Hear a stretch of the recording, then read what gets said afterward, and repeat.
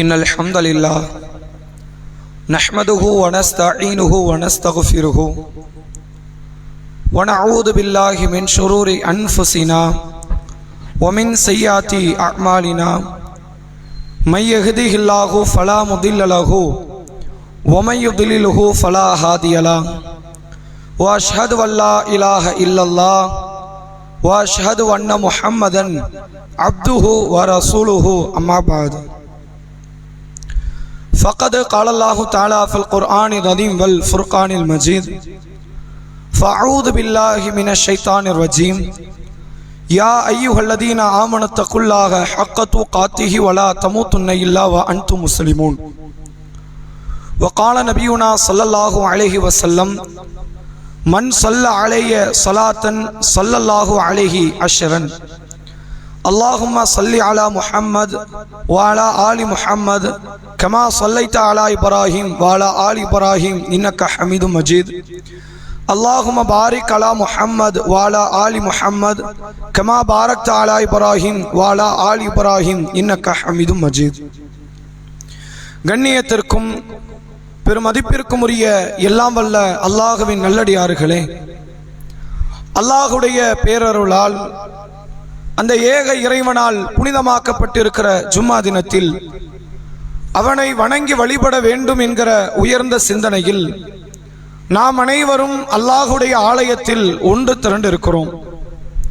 இந்த நல்ல தருணத்தில் நபிகள் நாயகம் ஸல்லல்லாஹு அலைஹி வஸல்லம் அவர்கள் நினைவுபடுத்திய ஒரு செய்தியை உங்களுக்கு மத்தியில் எடுத்துரைக்க நான் கடமைப்பட்டிருக்கிறேன். பெருமானார் அவர்கள் கூறினார்கள், இதா குல்தலி சாஹிபிக அன்சிட் யௌமல் ஜும்ஆத்தி வல் இமாம் யக்துபு. ஜும்மா தினத்தன்று இமாம் உரை நிகழ்த்தி கொண்டிருக்கும் பொழுது உங்கள் அருகில் இருக்கும் உங்கள் தோழனிடத்தில் வாய் மூடுங்கள் என்று நீங்கள் சொன்னாலும் ஃபக்கதில் லகௌத, நீங்களும் வீணான காரியத்தில் ஈடுபட்டவர்கள்தான். ஜும்மாவினுடைய பிரதிபலனை நலனை நீங்கள் எதிர்பார்க்காதீர்கள் என்கிற வண்ணம் அல்லாஹுடைய தூதர் அவர்கள் எச்சரிக்கை ஊட்டிய செய்தியை உங்களுக்கு மத்தியில் முதல் கட்டமாக நான் நினைவுபடுத்தி கொண்டு என்னுடைய உரையை நான் ஆரம்பம் செய்கிறேன். அன்பிற்குரியவர்களே, அல்லாஹ் ரப்புல் ஆலமீன் மனித குலத்திற்கு ஏராளமான அறிவுரைகள் உள்ளடங்கிய திருமறை குர்ஆன் என்கிற இறுதி வேதத்தை நமக்கு வழங்கியதற்கான காரணம், இந்த அறிவுரைகள் யாவும் மனிதர்களுடைய வாழ்க்கையை சீர்படுத்துவதற்கும் பண்படுத்துவதற்கும். ஒருவேளை இந்த அறிவுரையின் அடிப்படையில் இவர்கள் செயல்பட மறுப்பார்களேயானால், அதற்கு கீழ்ப்படிய மறுப்பார்களேயானால், இந்த அறிவுரையை கேட்காமல் போனதற்காக வேண்டி அவர்கள் இம்மையிலும் சரி எதிர்வரக்கூடிய மறுமையிலும் சரி கடும் தண்டனைக்கும் இறைவனுடைய கடும் கோபத்திற்கும் அவர்கள் ஆளாக்கப்படுவார்கள் என்பதை மார்க்கம் நமக்கு அடிப்படையில் சொல்லி தருகிறது. இஸ்லாம் என்பது நான் அல்லாஹுவை ஏற்றுக்கொண்டேன், அல்லாஹுடைய திருத்தூதரை ஏற்றுக்கொண்டேன் என்பதோடு மட்டும் முடிந்து விடாமல், அந்த அல்லாஹ் சொல்லக்கூடிய அறிவுரை அது என்னை பண்படுத்துவதற்கான அறிவுரை, என் வாழ்க்கையை பக்குவப்படுத்துவதற்கான அறிவுரை என்று அறிவுரைகள் தனக்குத்தான் என்று யார் ஏற்று நடக்கிறார்களோ, கடைபிடிக்கிறார்களோ, அவர்கள் நாளை மறுமையில் சொர்க்கத்தில் வசிப்பார்கள் என்பதை மார்க்கம் நமக்கு சொல்லித்தரக்கூடியதை பார்க்க முடிகிறது. அல்லாஹுடைய தூதர் அவர்கள் தான் வாழ்ந்த காலத்தில் இருந்த அந்த மக்களை அறிவுரையின் பால் தான் ஒன்று திரட்டினார்கள். அல்லாஹ் குர்ஆனிலே சொல்கிறான், ஃபதக்கிர், நபியே நீங்கள் அறிவுரை சொல்லுங்கள். இன்னமா அன்த முதக்கிர், நீங்கள் அறிவுரை சொல்லக்கூடியவர் தான். மற்றொரு இடத்தில் அல்லாஹ் சொல்கிறான், ஃபதக்கிர், நபியே நீங்கள் அறிவுரை சொல்லுங்கள். இன்ன திக்ரா தன்ஃபஉல் முஃமினீன், இந்த அறிவுரை இறை நம்பிக்கை கொண்டவர்களுக்கு ஒரு பயன் தரும். அதனால் தான் குர்ஆன் முழுவதும் ஏராளமான அறிவுரைகள் உள்ளடங்கிய வசனங்கள் இருக்கிறது. நபிகள் நாயகம் ஸல்லல்லாஹு அலைஹி வஸல்லம் அவர்கள் ஒவ்வொரு மக்களினுடைய சூழ்நிலைகளை கருத்தில் கொண்டு தன்னுடைய அறிவுரைகளை அமைத்து கொண்டு அந்த மக்களை எல்லாம் இந்த சத்திய மார்க்கத்தை நோக்கி அழைத்தார்கள். ஆனால் மிகப்பெரிய ஒரு ஆச்சரியம் என்னவென்றால், ரசூலுல்லாஹ்வுடைய காலத்தில் அறிவுரைகள் கிடைக்காதாங்கிற அளவுக்கு குறைவாக இருந்தது.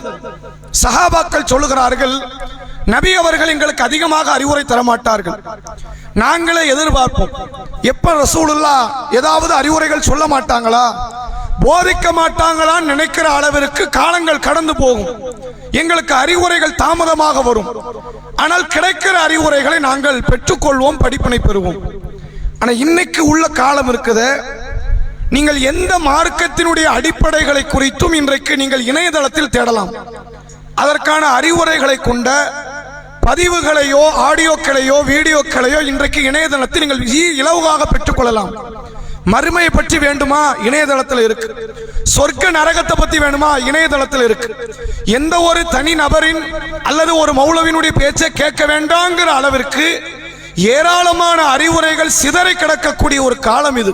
ஆனால் இந்த காலத்தில் தான் அறிவுரைகளை புறக்கணித்து செல்லக்கூடிய மக்கள் அதிகமாக இருக்கிறார்கள். அது எந்த வயதுடையவர்கள் அதிகமாக இருக்கிறார்கள் என்றால், யாருக்கு தேவையோ, யார் உண்மையில் தன் வாழ்க்கையை பக்குவப்படுத்த வேண்டுமோ, யாருடைய வாழ்க்கை பக்குவப்படுத்தப்படுவதால் இந்த சமுதாயத்தினுடைய எதிர்காலத்திற்கு நலன் பயக்குமோ, அத்தகைய வாலிபர்கள் தான் இன்றைய காலத்தின் அறிவுரைகளை புறக்கணிக்கிற இடத்தில் இருக்கிறார்கள். இந்த முதியவர்கள் இருக்கிறாங்கல்ல, முதியவர்களை பொறுத்த வரைக்கும் புதிதாக ஒரு அறிவுரை வருதுன்னா அது சத்தியமா அசத்தியமான்னு பார்க்கிற அந்த கெப்பாசிட்டியை ஒரு காலத்தில் இழந்து விடுவார்கள். நான் இது நாள் வரை எந்த கொள்கையில் பயணித்தேனோ அதில் தான் பயணிப்பேன். நீ என்னத்தையும் சொல்லு, நான் மறுக்க போறது கிடையாது, நான் என்னுடைய கொள்கையில் தான் இருப்பேன் என்று சொல்லக்கூடியவர்கள் முதிய வயதுடையவர்கள். அவர்களை விமர்சனம் பண்ணல, அது அவங்க வயசு, அவங்களுடைய சிந்தனை அப்படித்தான். இன்னைக்கும் நீங்கள் பார்க்கலாம், ரபியுல் ஆஹிர் மாதம் பிறந்து 2 நாள் ஆகுது. முஹீதீன் அப்துல் காதர் ஜெயிலானி கௌசுல் ஆலம் என்று அழைக்கப்படுகிற ஏறத்தாழ 700-800 ஆண்டுகளுக்கு முன்பாக பிறந்து வாழ்ந்து மரணித்த ஒரு இஸ்லாமியர், ஒரு மௌலவி. அவரை இன்றைக்கு உலகத்தில் குறிப்பாக முஸ்லிம் சமுதாயத்தவர்கள் கணிசமானவர்கள் எப்படி அவர்களை வைத்து பார்க்கிறார்கள் என்றால், இவர் கடவுளின் அந்தஸ்தை பெற்றவர். அந்த வார்த்தையை தான் சொல்லல, அதை தவிர எல்லாத்தையும் பண்ணிட்டாங்க. இவர் கடவுளின் அந்தஸ்தை பெற்றவர் என்பதைத்தான் சொல்லவில்லையே தவிர எல்லா விதமான சிறப்புகளையும் கொடுத்து நபிமார்களெல்லாம் கீழே தள்ளியாச்சு, முஹம்மது ரசூலுல்லாஹ்வை கீழே தள்ளியாச்சு, சஹாபாக்களை தாபியீன்களை கீழே தள்ளியாச்சு, வானவர்களை கீழே தள்ளியாச்சு, ஒரு படி உயர்ந்து அல்லாஹ்வையும் கீழே தள்ளியாச்சு. இந்த சும்மா சொல்லல, உண்மையிலேயே முஹீதீன் மௌலூதை யாக்கூத்துபாவை நீங்கள் எடுத்து படித்தால் முஹீதீன் அப்துல் காதர் ஜெயிலானிக்கு தஸ்தகீர் என்ற ஒரு பெயர் இருக்கு. ஏன் அந்த பெயர் வந்துச்சு தெரியுமா? அல்லாஹ் ஒரு முறை தண்ணீரில் விழுந்து விட்டான். இவர் கை கொடுத்து அல்லாவை எடுத்துக்கொண்டார், அழைத்துக் கொண்டார். அல்லாவுக்கு கை கொடுத்ததால் அவர் பேர் தஸ்தகீர் என்ற பெயர். இப்பெல்லாம் இதை சொல்ல மாட்டாங்க, சொன்ன மக்களை சிரிச்சிருவாங்கிறதுனால இது இந்த கதையில இப்ப வராது. ஆனால் ஒரு காலத்தில் பேசினார்கள். கொஞ்சம் யோசிச்சு பாருங்க, வாலிபர்கள் இதிலிருந்து மீண்டு வந்துட்டாங்க. யார் வரல? 30 அடைந்தவர்கள், 40 அடைந்தவர்கள் வந்துட்டாங்க. 60 உள்ளவர்கள், 70 உள்ளவர்கள் வர மறுக்கிறார்கள். நீ என்ன ஆகட்டுமே, நரகமே எனக்கு கிடைத்தாலும் நான் மௌலூதை விடமாட்டேன். அவுலியாக்களுக்கெல்லாம் தலைவரான முஹீதீன் அப்துல் காதர் ஜெயிலானி ரஹிமகுல்லாவை, அவர் ரஹிமகுல்லா தான், அது மாற்றம் இல்லை.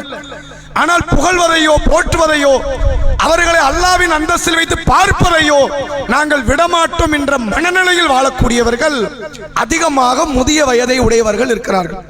நபி காலமும் ஏறத்தாழ இப்படித்தான்.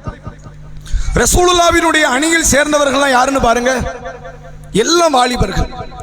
அஸ்மா ரதியல்லாஹு அன்ஹா இஸ்லாத்தை ஏற்கும் போது 16 வயசு.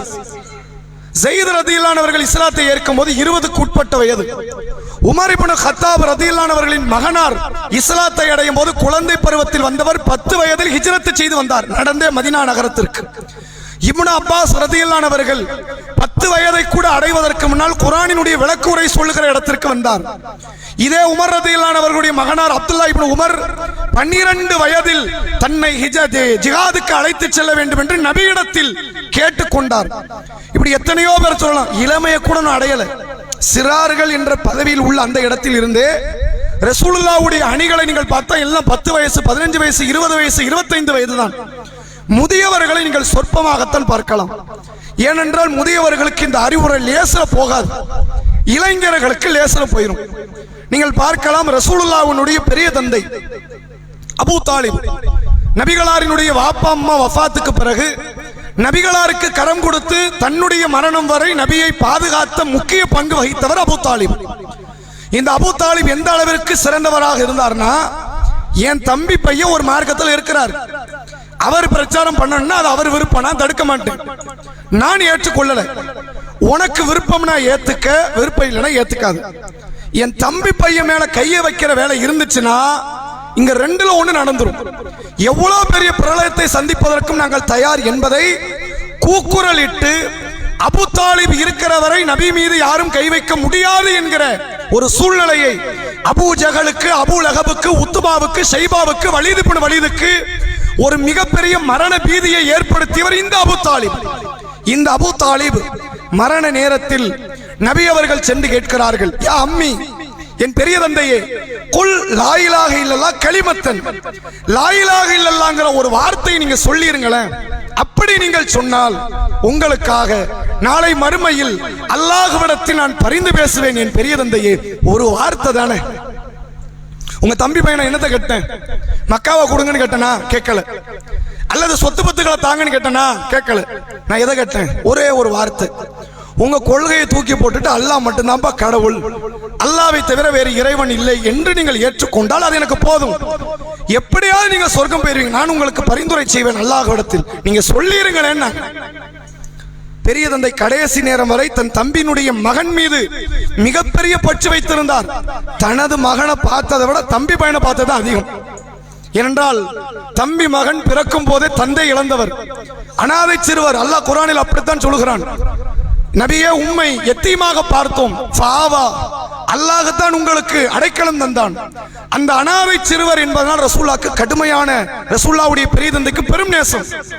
ஆனால் கடைசி நேரத்தில் கூட என் தகப்பனாரினுடைய அப்துல் முத்தலிபினுடைய மார்க்கத்தை விட்டு நான் வெளியேற மாட்டேன் என்று சொல்லி பழைய மார்க்கத்திலே இருந்து மௌத்தாகி விட்டார்.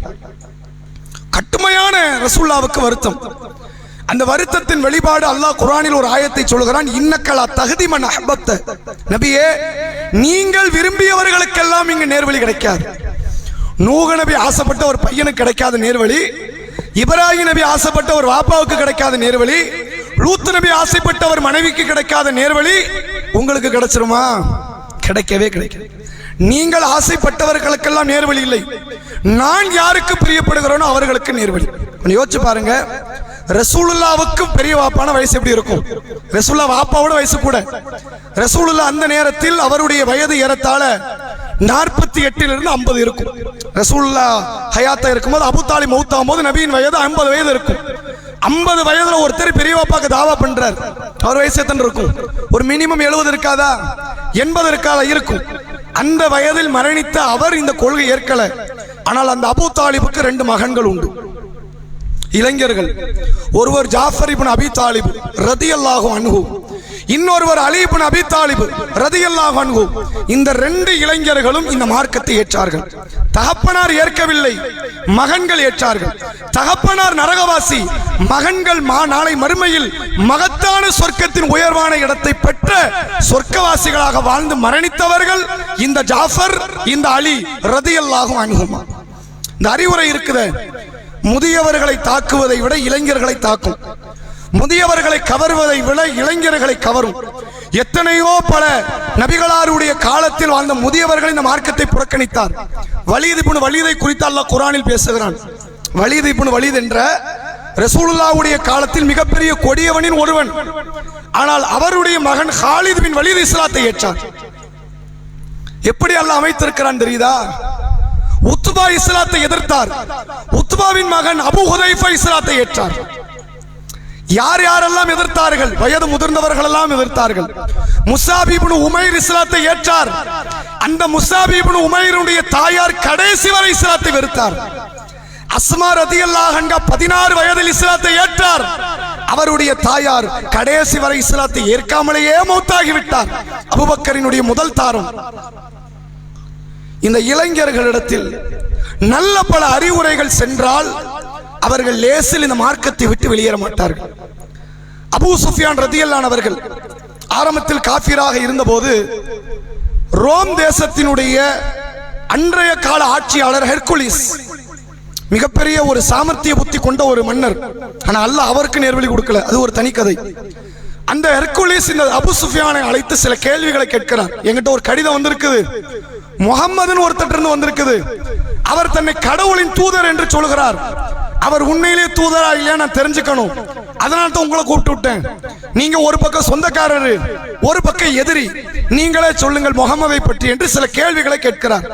அப்ப அவர் கேட்கிற கேள்வி என்னவென்றால், முகம்மது இந்த பிரச்சாரத்தை செய்ய ஆரம்பித்து ஸல்லல்லாஹு அலைஹி வஸல்லம் இந்த பிரச்சாரத்தை தொடங்கிய நாளில் இருந்து சில பேர் இந்த மார்க்கத்தை ஏற்பார்கள், ஏற்றவர்கள் புறக்கணித்தார்களா, இந்த மார்க்கத்திலேயே தக்க வைத்துக் கொண்டு அதிகரித்துக் கொண்டே செல்கிறார்களா?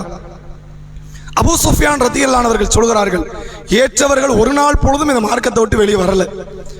ஏற்றவர்களாக இருக்கிறார்கள். என்ன கஷ்டமோ நஷ்டமோ கவலையோ கண்ணீரோ வேதனையோ சோதனையோ அந்த மார்க்கத்திலே இருக்கிறார்கள். கை போனாலும் கால் போனாலும் அவர்களுக்கு கவலை இல்லை, உயிர் போவதை நினைத்தும் அவர்களுக்கு பயம் இல்லை. எதை பற்றியும் கவலைப்படாமல் வாழ்கிற ஒரு கூட்டம் இந்த நபியினுடைய இளைஞர்கள் பட்டாளம் என்பதை அபூ சுஃபியான் ரலியல்லாஹு அன்ஹு அவர்களுடைய வார்த்தையில் இருந்து ஹெர்குலிஸ் உணர்ந்து கொள்கிறார். ரசூலுல்லாஹ்வினுடைய வாழ்க்கை தாவா பணியில் எத்தனையோ பல முக்கியமான நிலைகளை நம்ம உணரலாம். அதுல ஒன்றுதான் அக்கபா உடன்படிக்கை. பல பேர் இதை வரலாற்று செய்தி நம்ம எடுத்து படித்திருக்க மாட்டோம். அக்கபா என்பது நபி அவர்கள் மக்காவில் வாழ்ந்த கடைசி 3 ஆண்டுகள், 13 வருஷம் வாழ்ந்தாங்கல்ல, அதுல கடைசி 3 ஆண்டுகள் மக்கா குறைஷிகள் நபியை விட்டு நாடு கடத்திட்டாங்க. சொந்த நாட்டிலே நாடு கடத்தப்பட்டது. அப்படின்னா ஊரை விட்டு ஒதுக்கி வச்சுட்டாங்க. அவங்களையும் அவர்களுடைய தோழர்கள் தோழியர்கள் ரசூலுல்லாஹ் பிற்காலத்தில் நினைவு கூறுகிறார்கள், அந்த 3 ஆண்டு மாதிரி கஷ்டமான ஆண்டு வேற எதுவுமே இருக்காது என் வாழ்க்கையில. அவ்வளவு வறுமை. ரசூலுல்லாஹ் 10 ஆண்டு பட்ட வறுமையை விட பெரிய வறுமை அது. உணவுப் பொருள் வருவதை தடுத்து விட்டார்கள் மக்கா குறைஷிகள். உணவுக்கு வழி இல்லை, தண்ணீருக்கு வழி இல்லை. இன்றைக்கு காசா மக்கள் படுகிற பாட்டை விட துயரை விட பெரும் துயர். இன்னைக்கு உலகத்தில் உள்ள எங்கேயோ ஒரு சில முக்கியமான நபர்களாவது நாடுகளாவது வாய் திறக்கிறது. அன்றைக்கு அந்த தூதருக்கு வாய் திறப்பதற்கு ஆள் கிடையாது. அப்படி ஒரு துயரில் இருந்த அந்த அல்லாஹ்வுடைய ரசூல் அவர்கள் தாவா பணியை தொடர்ச்சியாக செய்தார்கள். இப்ப ஊருக்குள்ள வர முடியாது, செய்ய முடியாது, வெளி ஊர்களில் செய்ய ஆரம்பித்தார்கள். அப்போதுதான் மதீனா நகரத்தில் இருந்து அவுஸ் கஸ்ரஜ் என்ற 2 கூட்டம், 2 கூட்டம்னா 2 ஜாதி நினைச்சிடக்கூடாது. ஒரு வாப்பாவுடைய 2 பையன், அவுஸ் 1 கஸ்ரஜ் 1. இந்த அவுஸுடைய வம்சாவளி நாங்க பெரிய ஆட்கள் அவனுக்கு ஒரு நினைப்பு, கஸ்ரஜுடைய ஆட்கள் நாங்க பெரிய ஆட்கள் அவங்களுக்கு ஒரு நினைப்பு. இந்த 2 பேரும் மதீனாவில் வாழ்ந்த கூட்டம், பூர்வீக மக்கள். அவர்கள் ஹஜ் செய்வதற்கு மக்காவுக்கு வராங்க. ஆரம்பத்தில் வந்தது ஒரு 12 பேர். ரசூலுல்லாஹ் அந்த 12 பேரை அழைக்கிறார்கள். அதில் தான் சாத் பின் உபாதா இருக்கிறார், அதில் தான் பெரும் பெரும் நபி தோழர்கள் இருக்கிறாங்க. ரசூலுல்லாஹ் அழைத்து இந்த தாவா பணியை மேற்கொள்றாங்க. 12 பேர் இஸ்லாத்தை ஏற்றுக்கொள்கிறார்கள். அடுத்த ஆண்டு திரும்பி வரும்போது 70க்கும் அதிகமான மக்களை கூட்டு வராங்க. 70 பேரும் இஸ்லாத்தை ஏற்றுக்கொள்கிறார்கள். அந்த நேரத்தில் ரசூல் ஸல்லல்லாஹு அலைஹி வஸல்லம் அவர்களுக்கு அல்லாஹ் ஹிஜ்ரத்துக்கான கதவை திறந்து விடுறான். இன்னும் ஹிஜ்ரத் போகல, இன்னும் 1 வருஷத்துல மதீனா ஹிஜ்ரத். அல்லாஹ் சூசகமாக சொல்ல ஆரம்பிச்சான் ஹிஜ்ரத்தினுடைய பயணம் தொடங்க இருக்கிறது என்பதை. அப்ப நபி அவர்கள் சொல்றாங்க, நான் அடுத்த வருஷம் இன்ஷா அல்லாஹ் மதீனாவுக்கு வர இருக்கிறேன், எனக்கு நீங்கள் அடைக்கலம் தருவீர்களா அப்படின்னு. சில அன்சாரி தோழர்கள் வந்து முன்னால் வராங்க. அல்லாஹ்வுடைய தூதரே நீங்க வாங்க, நாங்க பாத்துக்கிறோம் அப்படின்னு. அப்ப அப்பாஸ் என்பவர், அப்போ அப்பாஸ் ரலியல்லாஹு அன்ஹு ரசூலுல்லாஹ்வுடைய சிறிய தந்தை. இந்த அப்பாஸ் என்ன செய்கிறார் என்றால், அப்ப இஸ்லாத்தை ஏத்துக்கல, பின்னாடி தான் ரொம்ப வருஷம் கழிச்சு அப்பாஸ் இஸ்லாத்துக்கு வரார். இவர் மகன் தான் அப்துல்லா இப்னு அப்பாஸ். 7 வயதிலேயே குர்ஆனை முழுமையாக மனனமிட்ட சஹாபி என்ற பெயரெல்லாம் இவருக்கு இருக்கிறது. இந்த அப்பாஸ் காஃபிராக இருக்கும்போது சொல்கிறார், என் தம்பி பையன் இங்க நல்லா தான் இருக்கிறான், ரொம்ப பெரிய கஷ்டம் இல்லை, இங்க இருந்து கூட்டிட்டு போய் என் தம்பி பையனுக்கு துரோகம் பண்றதா இருந்தா விட்டுட்டு போயிருங்க, நாங்களே பார்த்துக்கிறோம், அடி உதப்பட்டா நாங்க பார்த்துக்கிறோம், ஆனால் அங்கு கூட்டு போய் நீங்கள் துரோகம் செய்யாதீர்கள் என்று சொல்கிறார் அப்பாஸ் பக்கத்தில் நின்று கொண்டு. அந்த சஹாபாக்கள் இஸ்லாத்தை ஏற்ற 70 நபி தோழர்கள் அன்சாரிகள் சொல்கிறார்கள், நாங்க நபியை கட்டாயம் எங்கள் உயிரோடு இணையாக வைத்து நாங்கள் பார்ப்போம் என்கிறார்கள். அப்ப சாத் பின் உபாதா சொல்கிறார், மக்களே நம்ம சாதாரண ஆளை நம்ம ஊருக்கு கூட்டு போகல, இவரை கூட்டு போன என்ன பிரச்சனை வரும்னு தெரிஞ்சுக்கங்க. இதுவரைக்கும் மதீனா நகரத்தில் இருக்கிற நம்மை உலகத்தில் உள்ள எல்லா பரப்பு மக்களுமே நேசத்திற்குரியவர்களாக வைத்தார்கள். மதீனா மக்கள் அப்படிப்பட்டவங்க. நபி வர்றதுக்கு முன்னாடி சரி, நபி வந்ததுக்கு அப்புறம் சரி, மதீனா மக்கள் மீது காதல் படக்கூடிய மக்கள் உலகத்தில் நிறைய பேர் இருக்கிறாங்க. மதீனா அப்படி ஒரு பகுதி. நம்ம மேல நிறைய மக்கள் நேசத்தோடு இருக்கிறாங்க. ரோம்புரி தேசமாக இருக்கலாம், பாரசீக தேசமாக இருக்கலாம், நேசமாக இருக்கிறாங்க. இந்த முகமது நபியை அழைத்து நம்ம ஊருக்கு கொண்டு வந்து சேர்த்தா இதுவரைக்கும் பார்க்காத எதிர்ப்பை, பகையை சந்திக்க வேண்டி வரும். அதுக்கெல்லாம் தயார் தானா அதை தெரிஞ்சுக்கணும். தயார்னா கூட்டு போகணும், இல்லைன்னா விட்டுட்டு போயிடும். நம்ம மார்க்கத்தை ஏத்துக்கிட்டதுனால யாரும் எதிர்க்க மாட்டான். இவரை கூட்டு போன எதிர்ப்பான். இவரை கூட்டு போகலாமா வேண்டாமா? 70 நபி தோழர்களும் அக்கபா என்கிற இடத்தில் வைத்து ஒரு ஒப்பந்தம் செய்தார்கள். நபி முகம்மது அவர்களே ஸல்லல்லாஹு அலைஹி வஸல்லம், நீங்கள் எங்களோடு வரலாம், பயணிக்கலாம், நாங்கள் உங்களுக்கு பாதுகாப்பு. எந்த அளவிற்கு பாதுகாப்பு? எங்கள் இன்பத்திலும் துன்பத்திலும் உங்களுக்கு கட்டுப்படுவோம், எங்கள் சுகத்திலும் எங்களுடைய நஷ்டத்திலும் நாங்கள் உங்களுக்கு கட்டுப்படுவோம்.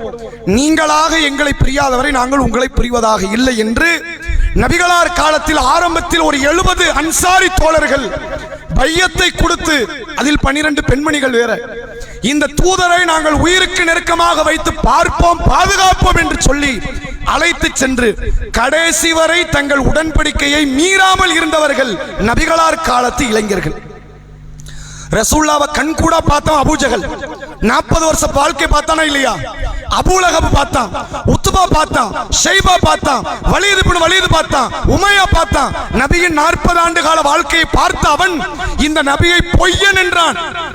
ஆனால் நபியை பார்க்காதவர்கள், நபியினுடைய குணத்தை பற்றி தெரியாதவர்கள் இந்த கொள்கை, இந்த கருத்தை ஏற்று ஒரு 70 அன்சாரி தோழர்கள், நாங்கள் இந்த நபியின் கொள்கை ஏற்பதோடு மட்டும் அல்ல, இந்த நபியை எங்களோடு அழைத்து செல்கிறோம், எங்க உயிர் போனாதான் இந்த தூதரை எவனும் கொள்ள முடியும் என்கிற அளவிற்கு பாதுகாப்பையும் நாங்கள் தருவதற்கு உத்தரவாதம் தருகிறோம் என்று சொல்லி நபியை அழைத்து சென்றார்கள்.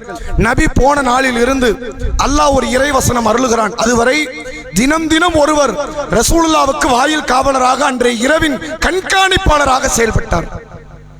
பிறகு அல்லாஹ் வசனத்தை இறக்கிறான், வல்லாஹு யஅஸிமுக மினன் நாஸ், நபியே மனித கரத்தை விட்டு உங்களை நாம் பாதுகாப்போம். எப்படினாலும் உங்களுக்கு மௌத்து வரும், அடுத்தவன் அடிச்சான் குத்துனாலும் உங்களுக்கு மௌத்து வராது. எப்படி வரும்? நோய் வந்து வரும், ஒரு சிங்கம் புலி கடிச்சு எப்படினாலும் வரும், விபத்து வந்து வரும். ஆனா எப்படி வராது? இவன் அடிச்சிட்டான், இவன் குத்திட்டான், அப்படி உங்களுக்கு மௌத்து வராது. மனித கரத்தை விட்டு உங்களை நாம் பாதுகாப்போம் என்ற வசனம் வந்த பிறகுதான் ரசூலுல்லாஹ் வாயில் காவலர் இல்லாமல், தனக்குரிய பாதுகாப்பு படை இல்லாமல் எல்லா மக்களையும் சந்திக்கிற இடத்தில் இருந்தார்கள். சஹாபாக்கள் விடல, நபி போகணும்னு நினைச்சாலும் அன்சாரிகள் விடல. ஏன்?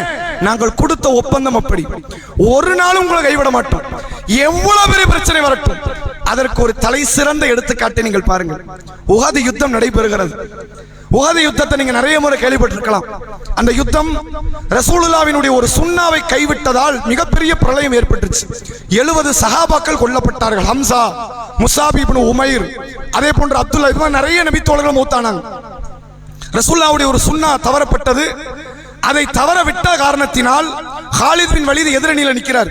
அவர் கொஞ்சம் வியூகம் அமைப்பதில் கட்டிக்காரர். அவரால் தான் அந்த 70 பேரும் சஹாபாக்கள் கொல்லவும் பட்டாங்க. பிறகு அவர் முஸ்லீம் ஆயிட்டார். இந்த நேரத்தில் ரசூலுல்லாஹ் கொல்லப்பட்டார்கள் அப்படின்னு ஒரு வதந்தி பரவுது. ஆனா நபி மௌத் ஆகல, ஹயாத்தா அங்கதான் இருக்கிறாங்க. நபியோடு இருந்தது யார் என்றால் ஒரு 7 அன்சாரிகள், 2 முஹாஜிர்கள். எத்தனை பேர் இருந்தாங்க? 7 அன்சாரிகள், 2 முஹாஜிர்கள் நபி கூட இருந்தது. ரசூலுல்லாஹ் வாள்களுக்கு நெருக்கத்தில் இருக்கிறாங்க. ஒரு ஆளை சமாளிக்கலாம், 2 ஆளை சமாளிக்கலாம். ரசூலுல்லாஹ் நபி மனிதர் தானே, 100 பேர் சமாளிக்க முடியல, 3000 பேர் நிக்கிறோம். எல்லாரும் ஓடிட்டாங்க. உமர் இப்னு கத்தாப் ரலியல்லாஹு அன்ஹு அவர்கள் போய்விட்டார், சாத் பின் முஆத் போய்விட்டார், இவங்களும் பின்னாடி காலத்துல ஷஹீத், எல்லாரும் போயிட்டாங்க. யார் இருக்கிறா? 2 முஹாஜிர்கள், 7 அன்சாரிகள். ரசூலுல்லாஹ்வால சமாளிக்க முடியல எதிரிகளை. உடனே நபி அவர்கள் சொன்னார்கள் மக்களை பார்த்து, எனது உயிர் காப்பதற்காக வேண்டி யார் இப்போது போராடுகிறார்களோ சொர்க்கத்தில் என் கூட இருப்பாரு அப்படின்னா. ஒரு அன்சாரி உள்ள இறங்குறாரு, சண்டையிடுகிறார், கொல்லப்படுகிறார். அடுத்த அன்சாரி போறாரு, சண்டையிடுகிறார், கொல்லப்படுகிறார். அடுத்தவர் போகிறார், கொல்லப்படுகிறார். அடுத்தவர் போகிறார், கொல்லப்படுகிறார். 7 அன்சாரிகள் கொல்லப்பட்டார்கள். முஹாஜிர்கள் 2 பேர் உயிரோடு இருந்தாங்க. ரசூலுல்லாஹ் சொன்னார்கள் முஹாஜிர்களை பார்த்து, முஹாஜிர்களே, அன்சாரிகளுக்கு நாம் அதிகம் கடன்பட்டு இருக்கிறோம். என்ன தியாகம் பண்ணாங்க பத்தியா? ஒரே ஒரு ஒப்பந்தம், இந்த தூதரின் உயிரை காப்பதற்கு எந்த எல்லைக்கும் செல்வோம் என்ற அந்த ஒற்றை ஒப்பந்தம். அந்த ஒப்பந்தத்திற்காக சிறார்கள், இளைஞர்கள் என்ற பாரபட்சம் இல்லாமல் உயிர் தியாகம் செய்வதற்கு முன்னெடுத்தவர்கள் அந்த அன்சாரி தோழர்கள். ஏன் இதை நினைவுபடுத்துகிறேன் தெரியுமா? இன்றைக்கு நவீன நாகரிக காலம் வளர்ந்த நேரம். யாரையும் இந்த குருடனை ஆக்க முடியாது, முட்டா பயல ஆக்க முடியாது. அப்படி ஒரு காலம் வளர்ந்திருக்கிற இந்த நேரத்தில் கூட மக்களினுடைய சிந்தனை போக்கு எப்படி இருக்கிறது என்றால், மதுவை நோக்கி, விபச்சாரத்தை நோக்கி, ஆபாசத்தை நோக்கி, ஏராளமான பாவம் கலாச்சாரத்தை நோக்கி சென்று கொண்டிருக்கிறார்கள். காலித் பின் வலீத் ரலியல்லாஹு அவர்கள் பிற்காலத்தில் இஸ்லாத்தை ஏற்று இஸ்லாமிய சேனையின் பெரும் தளபதியாக நியமிக்கப்பட்டவர். முஅத்தா போர்க்களத்தில் ஆரம்பித்து உமர் ரலியல்லாஹு அவர்கள் பதவி ஏற்கிற வரை தளபதியாக இருந்த, பல ஆண்டுகள் தளபதியாக நீடித்த ஒரே சஹாபி காலித் பின் வலீத். அல்லாஹ்வின் போர் வாள்களில் ஒரு வாள். இந்த காலித் பின் வலீத் ரலியல்லாஹு அவர்கள் பாரசீக அரசை எதிர்த்து போராடுகிறார். வரலாற்றில் பதிவு செய்யப்பட்ட ஒரு தொகுப்பு இது. பாரசீகத்தை எதிர்த்து போராடுகிறார். பேரலா ரெண்டு சாம்ராஜ்யத்தை அழிக்கிறது பெரிய விஷயம். ஒரே நேரத்தில் 2 சாம்ராஜ்யம் விழுந்தது. ரோம் சாம்ராஜ்யம் விழுந்தது, பாரசீக சாம்ராஜ்யம் விழுந்தது. இந்த தளபதியால், அல்லாஹ்வுடைய நாட்டத்தால் இந்த தளபதி செல்கிறார். காலித் பின் வலீத் சஹாபாக்களை, தாபீன்களை அழைத்துக் கொண்டு யுத்த களத்திற்கு செல்கிறார். எருமுக், யமாமா, பல யுத்தத்தை பார்த்தாச்சு. அப்படி பார்த்து செல்லும் போது காலித் பின் வலீதினுடைய இந்த படையினுடைய மதிப்பு தெரியாமல் எதிரணியில் உள்ளவர்கள் பேசுகிறார்கள். பேச்சுவார்த்தையில், ஒழுங்க போயிருங்க, ரோம் தேசத்தை எதிர்க்கிறது தற்கொலைக்கு சமம், நீங்க எங்களை எதிர்க்க வர்றது தப்பு, நீங்க செத்து போயிருவீங்க, அதனால திரும்பிருங்க, அது உங்களுக்கு நல்லது. யாருக்கு எச்சரிக்கை? காலித் பின் வலீத் ரலியல்லாஹு அவர்களுக்கு எச்சரிக்கை. அப்ப காலித் பின் வலீத் ரலியல்லாஹு அவர்கள் சொல்லுகிற வார்த்தையை பாருங்கள், ஒரு இளைஞர் இருந்து வர்ற வார்த்தை. பாரசீக மன்னர்களே, ஆட்சியாளர்களே, நீங்கள் உலகத்தில் எத்தனையோ படை பிரிவுகளோடு போரிட்டு இருப்பீர்கள், அப்படிதானே? நீ பார்க்காத படையே இருக்காது. இவ்வளவு பெரிய சாம்ராஜ்யத்தை பல 100 ஆண்டு காலம் கட்டி அமைச்சிருக்கிற அப்படின்னா, நீ எனக்கெல்லாம் பெரிய பெரிய ஆளை நீ பார்த்துட்ட, ஆனா இவனை நீ பார்க்கல. யார? இந்த முஸ்லிம் சாம்ராஜ்யத்தை நீ இப்பதான் முறை பார்க்கிற. மதுவை நேசிக்கிற கூட்டத்தோடு நீங்கள் போரிட்டு இருக்கிறீர்கள், பெண்களை நேசிக்கிற கூட்டத்தோடு நீங்கள் போரிட்டு இருக்கிறீர்கள், மாட மாளிகைகளை நேசிக்கிற கூட்டத்தோடு போரிட்டு இருக்கிறீர்கள். இந்த கூட்டம் கொஞ்சம் வித்தியாசமானது. மரணத்தை நேசிக்கிற கூட்டம், சாவை எப்ப வரும்னு எதிர்பார்த்து கொண்டிருக்கிற கூட்டம், உங்களிடத்தில் இருப்பவர்கள் வெற்றியை பெற்று சுகத்தை அனுபவிக்கிற கூட்டம். இங்க சாக மாட்டோமான ஒரு கூட்டம் வந்து நிற்கிறது. இவர்களோடு போரிடுவது, இங்கு லாபம் ஏற்பட்டாலும் நஷ்டம் ஏற்பட்டாலும் நஷ்டம் உனக்கு மட்டும்தான் வரப்போகுது, வேற யாருக்கும் வராது என்று மிகப்பெரிய கர்ச்சனை வெளியிட்டு பாரசீக அரசை மண்ணில் தள்ளியவர் காலித் பின் வலீத் என்கிற ஒரு இளைஞர். அந்த இளைஞர்கள்ட்ட இருந்த முறுக்குத்தனம் எதனால் இப்படி ஒரு ஆக்ரோஷ சிந்தனையோடு செயல்பட்டார்கள்? ஏனென்றால் அவர்கள் உள்ளத்தில் பற்றி பிடித்துக் கொண்டிருந்த ஈமான். இது யாருக்கிட்ட பார்க்க முடியாது? ஒரு முதியவர்கிட்ட பார்க்க முடியாது. ரசூலுல்லாஹ் ஹைபர் யுத்தத்திற்கு, தபுக் யுத்தத்திற்கெல்லாம் செல்வார்கள். போகும்போது யாருக்கு விதிவிலக்கு? பெண்களுக்கு விதிவிலக்கு, ஊனமுற்றோருக்கு விதிவிலக்கு, பார்வையற்றவருக்கு விதிவிலக்கு, சிறார்களுக்கு விதிவிலக்கு, முதியவர்களுக்கு விதிவிலக்கு. யாரை அழைத்து செல்வோம்? இந்த வாலிபர்கள். அந்த வாலிபர்கள் கஷ்டப்பட்டாவது வருவார்கள். ஒரு யுத்தம் நடைபெற்றது, ஜாத்துர் ரிகா என்று அழைக்கப்படுகிற யுத்தம். சஹாபாக்கள் சொல்லுகிறார்கள், இளைஞர்கள், நாங்கள் இந்த யுத்தத்திற்கு ஒட்டகத்தில் பயணித்தும் நடந்துமே சென்றோம். அப்படி மாறி மாறி போனோம். நடந்து எந்த அளவிற்கு என்றால், கால் தேய்ந்து விரலின் உடைய நகம் உதிர்ந்து விழுந்ததை பார்த்தோம். நான் இப்படி நடக்குமா? நடந்துச்சு. நான் எவ்வளவு பெரிய துன்பம் தெரியுமா? அத்தனை துன்பத்தையும் அந்த வாலிபர்கள் சமாளித்ததற்கான காரணம், இந்த தூதர் கொடுத்த அறிவுரையை விட்டு வெளியேறுவதற்கு அவர்களுக்கு மனம் இல்லை. என்ன நடக்கட்டும், நாங்கள் தூதரை விட்டு வெளியேற மாட்டோம். ஏன்? தூதரே மௌத்தாகட்டும். உண்மையில் இப்படி ஒரு கட்டமைப்பை உருவாக்கிய ஒரு தலைவன் மௌத்தாகி, அந்த தலைவனுக்கு அப்புறம் அந்த சமுதாயம் ஒரு பெரும் சீர்திருத்தத்தோடு பயணிப்பதற்கு அது லேசில நடக்காது. எங்கேயாவது நடந்திருக்குமா உலகத்துல? ஒரு ஆள் கட்சியை உருவாக்குவார், கட்சியை உருவாக்கிட்டு ஆள் மௌத்தாயிட்டாருன்னா நாளைக்கு கட்சி 10 துண்டாயிரும். இதான் உண்மை. நீங்க நிதர்சன வாழ்க்கையில பார்த்துக்கிட்டே இருப்பீங்க. இது எங்கேயும் தான் நடக்கும்.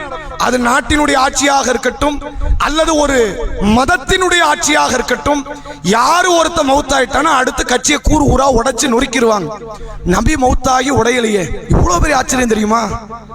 ரசூலுல்லாஹ் மரணித்தார்கள். மரணித்தவுடன் 2 சாராராக பிரிந்தார்கள் சஹாபாக்கள்.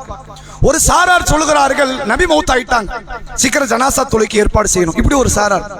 ஒரு சாரார் சொல்லுகிறார்கள், இல்லை, நபி மௌத்தாகவில்லை, உறங்கிக் கொண்டிருக்கிறார்கள், எழுந்து வருவார்கள்.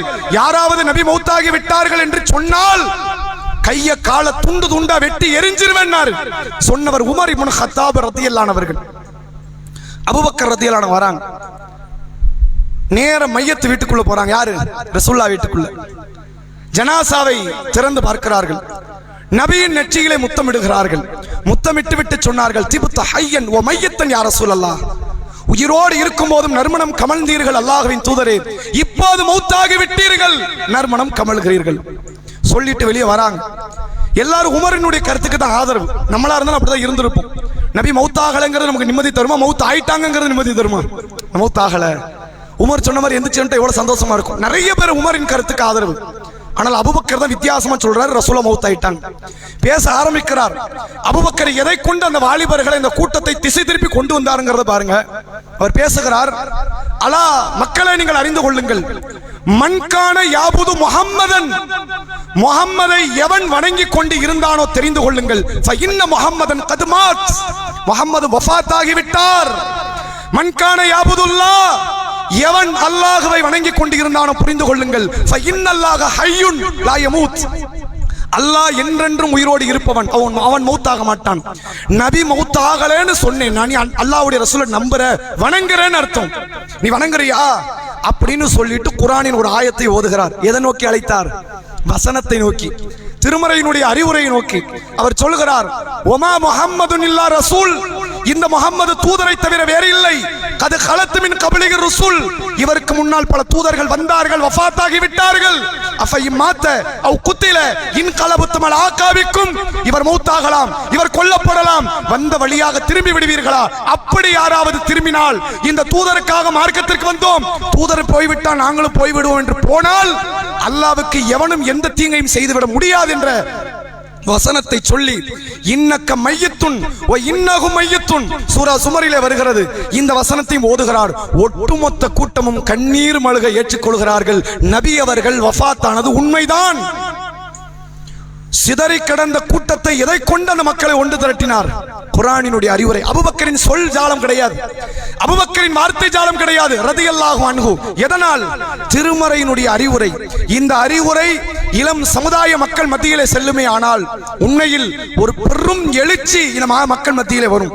அந்த எழுச்சியை நோக்கி நாம் பயணிக்க வேண்டும் என்றால் இளைஞர்களுக்கு திருமறையினுடைய அவசியத்தை, ரசூலுல்லாஹ்வினுடைய போதனையின் அவசியத்தை சொல்லுவோம். அன்றைக்கு ஒரு காலித் பின் வலீத், அன்றைக்கு ஒரு உமர் இப்னு கத்தாப், அன்றைக்கு ஒரு இப்னு அப்பாஸ், அன்றைக்கு ஒரு இப்னு உமர், அவர்களுடைய வாழ்க்கை அதோடு முடிவதல்ல. இன்றைக்கும் வருவார்கள் ஒரு காலித் பின் வலீத், இன்றைக்கும் உருவாவார்கள் ஒரு அப்துல்லா இப்னு உமர். எப்படி வர முடியும்? திருமறையினுடைய அறிவுரை தனக்கான அறிவுரை என்று இந்த வாலிப சமுதாயத்தை ஏற்றுக்கொள்ளும் போதுதான் அந்த வாலிபர்களை, அந்த தோழர்களை, அந்த நபி தோழர்களை மீண்டும் மறு வடிவமாக இங்கு பார்க்க முடியும். அத்தகைய நேர்வழியை பாதையை நோக்கி இந்த சமுதாய இளைஞர்களை அல்லாஹ் ஒன்று திரட்ட வேண்டும் என்பதை ஒரு பிரார்த்தனையாக செய்து எனது உரையை நிறைவு செய்கிறேன். அஸ்ஸலாமு அலைக்கும் வரஹ்மத்துல்லாஹி வபரகாத்துஹு. நஹ்மதுஹு வ நஸல்லி அலா ரசூலில் கரீம். அம்மா பாத். கண்ணியத்திற்கும் பெருமதிப்பிற்கும் உரிய எல்லாம் வல்ல அல்லாஹ்வின் நல்லடியார்களே, இன்ஷா அல்லாஹ் எதிர்வரக்கூடிய அக்டோபர் மாதம் 5ஆம் தேதி மதுரையில் வைத்து மாபெரும் இளைஞர்கள் எழுச்சி மாநாடு என்ற ஒரு மாநாட்டை நாம் அறிவிப்பு செய்கிறோம். இந்த மாநாட்டினுடைய நோக்கம் நாம் பலமுறை பல ஜும்மாக்களை நாம் நினைவுபடுத்தியதுதான். உலக கல்வியிலும் அதிகாரமிக்க பதவிகளிலும் நமது சமுதாய இளைஞர்கள் செல்ல வேண்டிய அவசியம் என்ன என்பது இந்த மாநாட்டின் ஒரு பகுதியாக இருந்தாலும், உலக கல்வியை இழந்து, குடி உரிமையை இழந்து, நாட்டின் சட்டங்களை இழந்து, இந்த நாட்டில் அகதியாக வெளியேற்றப்படுகிற காசா மக்களை போன்ற ஒரு சீரழிவே வந்தாலும் சரி, ஈமானை இழந்து மறுமையில் நரகம் செல்லுவதை விட இது ஒன்று பெரிதில்லை. எது பெருசு இல்ல? காசா மக்களை விட இன்னும் 100 மடங்கு சீரழிவை கூட உலகத்தில் அனுபவிக்கலாம். எதை அனுபவிக்க முடியாது? நரகத்தின் ஒரு நாள் ஒரு நொடி பொழுதின் வேதனை அனுபவிக்க முடியாது. அப்படிப்பட்ட அந்த வேதனை நோக்கி இளைஞர்கள் இன்றைக்கு அணிதிரளுகிறார்கள். மதுவில், போதையில் அல்லது ஆபாசத்தில், வெட்கக்கேடான காரியத்தில் சீரழிவுகளை நோக்கி செல்கிறார்கள். இவர்கள் செல்லக்கூடாது. உலக கல்வி தேவை, அதைவிட 1000 மடங்கு, லட்சம் மடங்கு தேவை ஈமானிய உணர்வும் வழிபாடுகளும் என்பதை வலியுறுத்தி ஒரு மார்க்க அடிப்படையிலான ஒரு மாநாட்டை நாம் இன்றைக்கு நடத்த இருக்கிறோம். இதற்கு உங்களுடைய பெயர்களை நீங்கள் முன்பதிவு செய்து கொள்ளுங்கள். ஜும்மா தொழுகைக்கு பிறகு வெளியே நிர்வாகிகள் நிற்பாங்க. அது காலையில் இன்ஷா அல்லாஹ் சரியாக ஒரு 9 மணி இங்கிருந்து புறப்படுவதாக இருக்கும். கண்காட்சி அரங்கம், கல்வி கருத்தரங்கங்கள் என பல நிகழ்வுகளை நம்ம ஏற்பாடு செய்கிறோம். நீங்கள் முன்பதிவு செய்வதுதான் வாகனத்தை ஏற்பாடு செய்வதற்கு எங்களுக்கு பயனுள்ள வகையில் இருக்கும். உண்மையில் இது ஒவ்வொரு ஆணுக்கும் பெண்ணுக்கும் குடும்பத்தவருக்கும் பெரியவர்களுக்கும் சிறியவர்களுக்குமான பெரும் பயனுள்ள நிகழ்ச்சியாக இருக்கும் என்பதை, பெரும் பொருளாதார செலவுகளுக்கு மத்தியில் நடத்தப்படுகிற நிகழ்ச்சி என்பதை உணர்ந்து அதனுடைய பணிகளை, அந்த பயன்களை முழுமையாக அடையக்கூடிய இடத்தில் நீங்கள் இருக்க வேண்டும் என்பதை நினைவுபடுத்தி எனது உரையை நிறைவு செய்கிறேன். அஸ்ஸலாமு அலைக்கும் வரஹ்மத்துல்லாஹி.